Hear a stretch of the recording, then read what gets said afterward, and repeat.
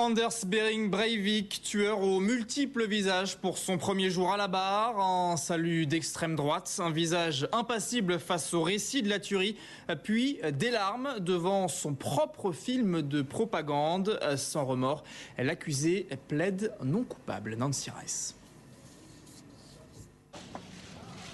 Prévisible mais toujours choquant, ce salut d'extrême droite.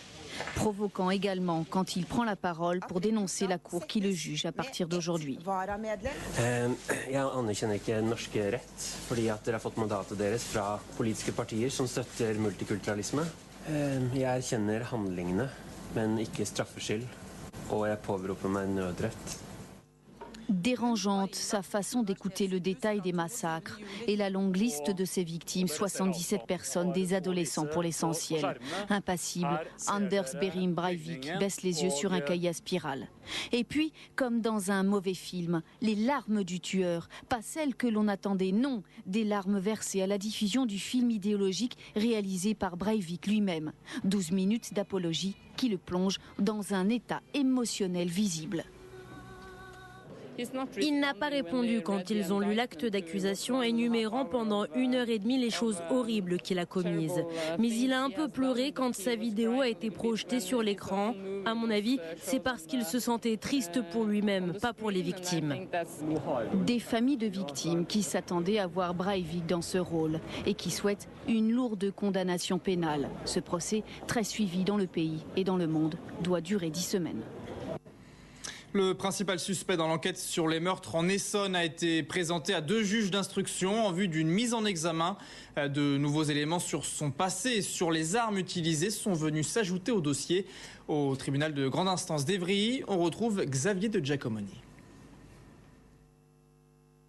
Cette douille, disait Madame le procureur tout à l'heure, provient bien d'une des armes qui a servi à ces 3 assassinats. Je vous rappelle que cet homme de 33 ans est mis en cause pour le moment pour 3 assassinats. Il y en a eu 4. Pour le 4e, c'est une enquête distincte. Et pour le moment, on n'a pas pu savoir s'il était là aussi impliqué. Donc cette douille, retrouvée lors d'une perquisition, a priori chez lui, aurait servi lors de l'un des assassinats. Il y a aussi ces 2 pistolets semi-automatiques 7,65 qui ont été retrouvés là aussi lors de perquisitions qui sont actuellement en cours d'examen balistique pour savoir si l'un des 2 a pu servir pour les assassinats, les 3, voire les 4. Les policiers en sont persuadés, mais ils attendent maintenant pour en être définitivement sûrs les analyses du labo, le compte-rendu du labo dans les prochains jours. Sur place, à chacun des assassinats, des témoins avaient vu cette fameuse moto Suzuki avec laquelle le suspect a été confondu. Son casque aussi avait été reconnu.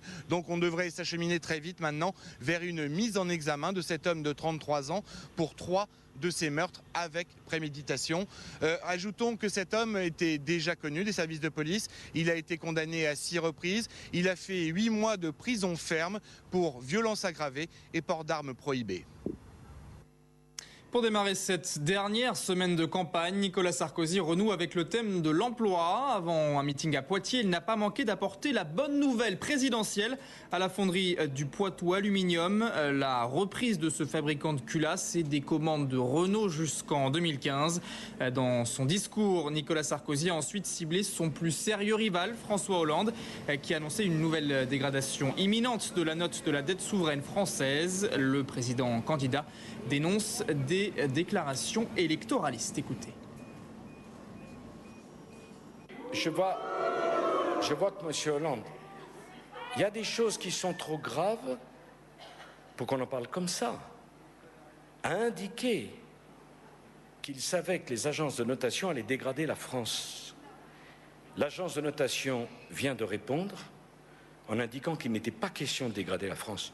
Je comprends que M. Hollande veuille gagner des voix, mais je lui demande de ne pas gagner des voix sur l'intérêt général de la France.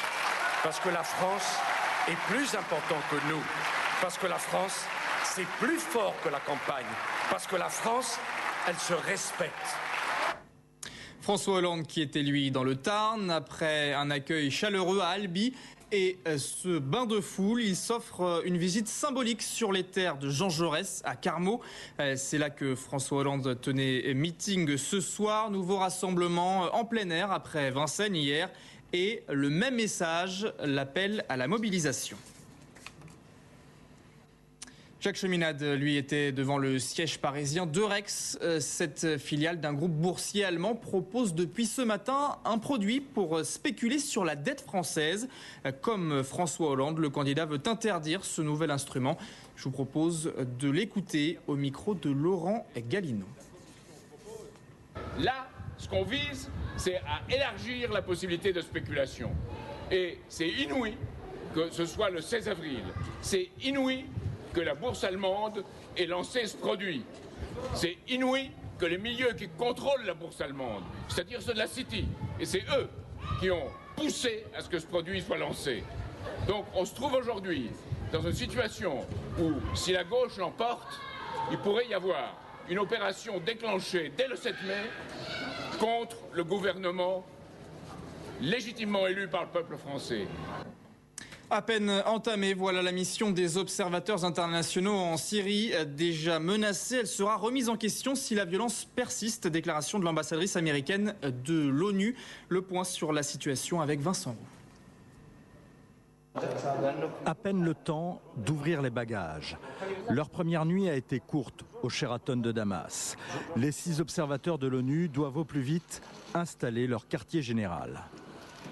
Nous allons nous organiser pour être prêts et nous mettre au travail le plus vite possible. Et vous êtes optimiste ? Bien sûr, nous sommes tous là. Tous les observateurs sont optimistes. L'optimisme, le sourire tranchent avec la situation. Nouveau bombardement ce matin dans le centre historique de Homs. Des civils sont tués à Hama, des combats sont signalés à Idlib, sans compter l'arrestation d'une journaliste et de son époux devant leurs enfants dans la banlieue de Damas. Au total, 41 morts depuis jeudi, depuis l'entrée en vigueur du cessez-le-feu. Je suis très inquiet de ce qui se passe depuis samedi. J'en appelle dans les termes les plus forts au maintien du cessez-le-feu. Dans des termes tout aussi forts, le régime syrien annonce sa détermination à faire cesser les violences de ce qu'il appelle les groupes terroristes, avec comme souhait d'être associés à chaque phase du déploiement de cette mission d'observation. Tout de suite sur LCI, la météo de Catherine Laborde, puis c'est le quotidien et l'invité de l'économie. Emmanuel Kessler reçoit ce soir Anne Lauvergeon, l'ancienne patronne d'Areva. Bonne soirée.